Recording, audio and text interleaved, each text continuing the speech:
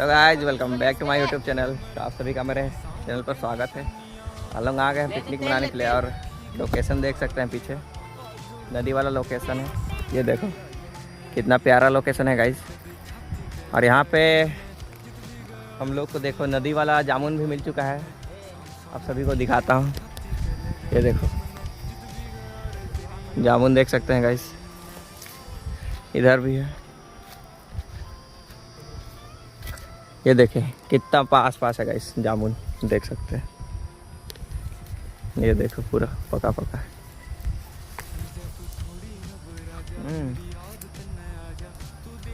मस्त लग रहा है।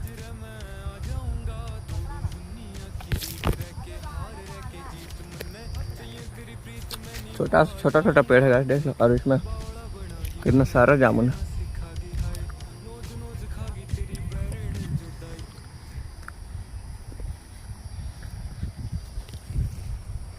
तो आज के लिए बस इतना है गाइस। मिलते हैं नेक्स्ट व्लॉग पर। तब तक के लिए राधा राधा गाइस।